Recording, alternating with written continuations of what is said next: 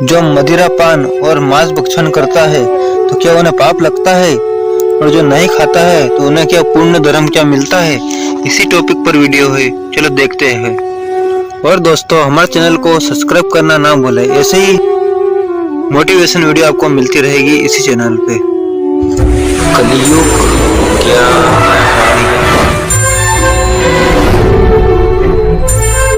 महाभारत के अनुशासन पर्व, दान धर्म पर्व और अंतर्गत अध्याय 115 मध्य और मास भक्षण दोष तथा उनके त्याग का महिमा का वर्णन हुआ है। युधिष्ठिर ने एक प्रश्न किया।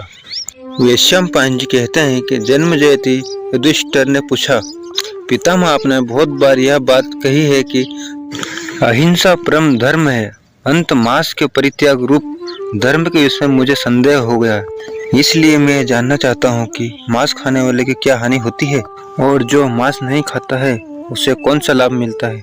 जो स्वयं पशु का वध करके उसे मांस खाता है और दूसरों को दिया वह मांस का भक्षण करता है, जो दूसरों को खाने के लिए पशु का वध करता है अथवा जो खरीदारी करके मांस खाता है उसको क्या दंड मिलता है। निष्पाप पितामह मैं चाहता हूँ तो थोड़ा मुझे सरल शब्द में बताइए। तो निश्चित रूप से सनातन धर्म में पालन की इच्छा रखता हूँ। और मनुष्य किसी प्रकार से आयु प्राप्त करता है क्या, और कैसे बलवान होता है, किसी तरह उसे पूर्णगता प्राप्त होती है क्या, और कैसे वह शुभ लक्षण संयुक्त होता है। भीष्म के द्वारा मांस खाने से धर्म का वर्णन।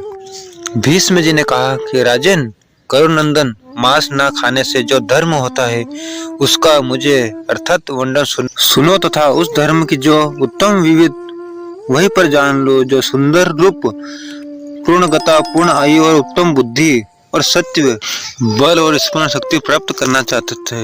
उन महात्मा और महापुरुषों ने हिंसा का सर्वोत्तम त्याग कर दिया था।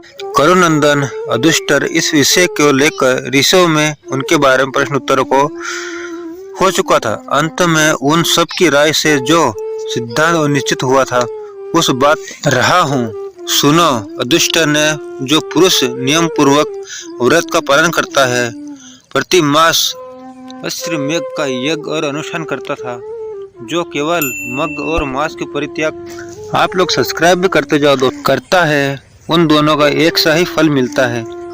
राजन और तप्त ऋषि वालख्यन तथा सूर्य की किरणों का पान करने वाले अन्यथा मनुष्य महर्षि मांस का न खाने की प्रश्न करते हैं। उस स्वाभाविक मन और कथन का ही जो मनुष्य मांस खाता है उन पशु की हिंसा करता है और न दूसरों से ही हिंसा कराता है। प्राणियों का मित्र है। जो पुरुष मांस का परित्याग कर देता है तो कोई भी प्राणी तिरस्कार नहीं करता है, वह सब प्राणियों का विश्वास पात्र बनता है तथा श्रेष्ठ प्राणी उसका सदा सम्मान करता है। धर्मात्मा नारद जी कहते हैं कि जो दूसरे का मांस से अपना मांस बढ़ाना चाहता है वह निश्चित ही दुख उठाता है। ब्रह्मा जी कहते हैं कि कथन जो मग और मांस त्याग देता है वह दान देता है, यज्ञ करता है और तप करता है, अर्थात ध्यान और यज्ञ और तपस्या का फल प्राप्त होता है। जो 100 वर्षों तक प्रति मास अदमेश यज्ञ करता है और जो कभी मांस नहीं खाता है, इन दोनों का समान फल माना गया है। मग और मांस का त्याग करने से मनुष्य सदा यज्ञ करने का वाला, सदा दान देने वाला और सदा तप करने वाला होता है। तो भारत में जो पहला मांस खाता रहा है और उसके पीछे का स्वार्थ परित्याग कर दे, उसका जिस पुण्य की प्राप्ति होती है उस संपूर्ण वेद का यज्ञ भी ना प्राप्त कर सकता है। मांस के रस का संविधान एवं स्वानुभव कर लेने पर उसे त्याग और समस्त प्राणी का अभय देने वाला इस सर्वश्रेष्ठ अहिंसा का व्रत का आचरण करना अत्यंत कठिन हो जाता है। तो जो विद्वान सब जीवों का अभय दान कर देता है वह इस संसार में ही नहीं संदेह प्राणदाता माना जाता है। इसी प्रकार मनुष्य और पुरुष अहिंसा का रूप परम धर्म की प्रशंसा करता है। जो मनुष्य को अपना प्राण प्रिय होता है उसी प्रकार समस्त प्राणियों का अपने अपना प्राण प्रिय जाना जाता है।